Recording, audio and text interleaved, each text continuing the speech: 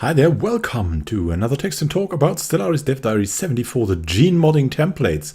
Now this is something like that sounds something like out of a strange future where you go to the baby market and modify your future offspring as you want it. I mean, it's really crazy. The gene modding templates are going to be really practical. What are they about? It's about you can save them. So you can say, okay, I want to transform my standard humans into this, for example, the Arctic humans. So they should not be like based on continental worlds. They should be based on Arctic worlds. And as we have some gene points, they should only have positive traits. Something like that would be applicable to that. And what is cool about that is, first, it's now possible to change the species. That was possible before. And it's possible to sort the species into subspecies. So these templates basically also are giving you subspecies. You can rename them. And you can specialize your own species to all kinds of circumstances that you might or might not need. You might have, for example, if you have a caste system, you might have worker humans, you might have intellectual humans, you might have all the kinds of people there are that you could specialize in some jobs. And what can I say? It's going to be pretty practical. I mean, there's a downside to it, as the cost is going to be going up a little bit. But as you can see here, it is very practical, especially for empires that don't want any foreign influences into themselves. Because before, sometimes you either had the problem you had no sorting, so you had to figure out each human for yourself. Is that the human I modded like that, or is that the human I modded like that? No, you can now see where these humans are, and you can sort them through. It's just no problem anymore. So you can stratify your society. And on the other hand, they all count as humans, so they're not xenophobic to each other. And if a species modifies itself, it will also be still a part of that cosmos. So going to be pretty practical for your like mono-species empires, because before, basically what you had to do if you wanted to spread on all the planets, you basically mostly used the xenophile empire and then like had a species for every planet. Or at least that's how I did it, because the other things were too confusing usually. So you can save the templates. You can also apply the templates quickly to all the people you want to change. And as you can see here, you can create the template. It's easy to do. I don't know if it can be saved like to other games. That would be nice, but this is already a very, very good thing to have, and it's very practical, and it makes the game so much more usable. So once the template is created, you can apply it. You then choose which pops in your empire will be converted to that template. And you also have a new menu for that. As you can see here, you can apply different genetic modifications at once, and then they will be changed in one project even, as you can see here. So you have the 25 Arctic humans here on the Arctic worlds, the desert humans on desert worlds, and so on. Along with these changes, also some balancing changes. As I said, base cost of gene modding projects has been increased.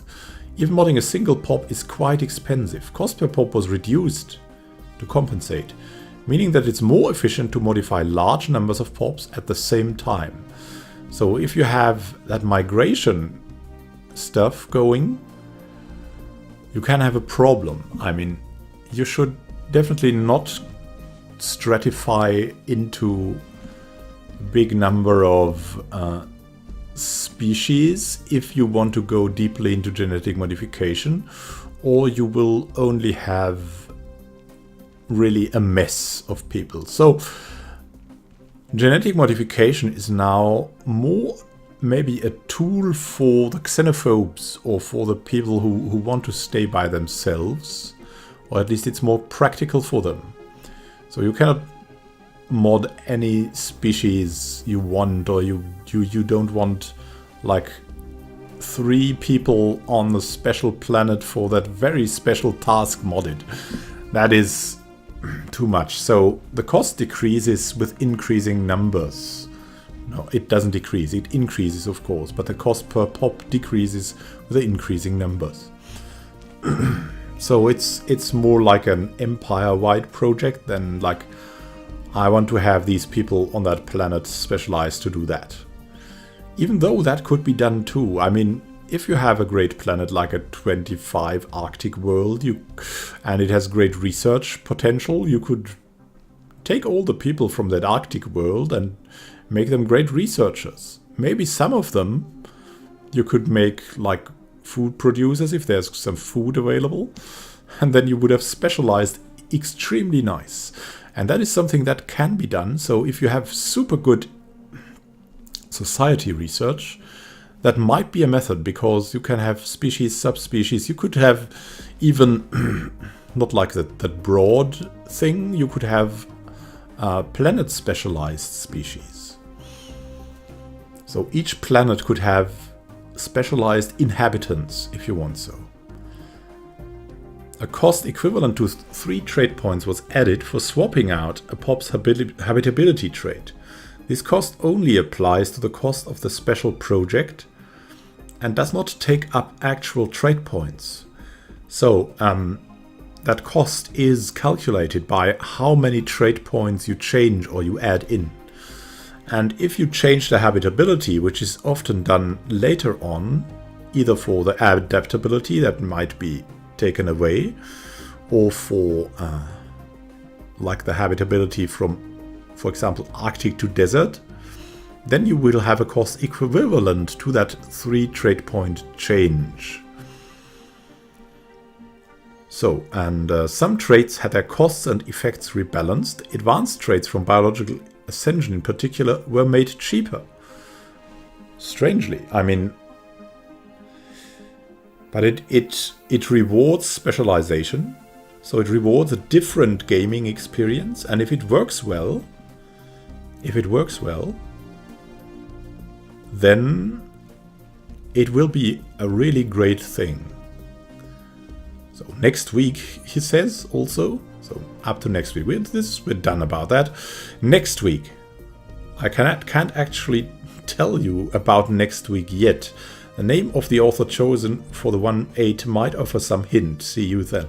So there might be finally different synthetic species. I'm calling it right here, because he was like the inventor of the robot, basically, by making a play about people working, or half machine people working very monotonous tasks, and that is called robota in Czech, and in the Czech language, as I understood, as I read the Wikipedia article about Capek. So that might be something coming in. I mean, there are great portrait modifications by a user of Sylphay, if you look at Steam, that already give you a large number of robot species, but this might be, I'm taking that guess. It might be the thing. We might have different robotic species, and might even be able, along with that menu, to maybe give them traits. That would be a great thing to have. So if you're interested in that, just subscribe either to the playlist, which is in the upper right corner, or coming up as the second window in the last seconds of this video, or just subscribe to the channel, which increases the probability that you will be shown the videos here. So if you want to be safe, subscribe to both the playlist and or save the playlist and go for subscribing, so I can inform you about the further changes to Stellaris.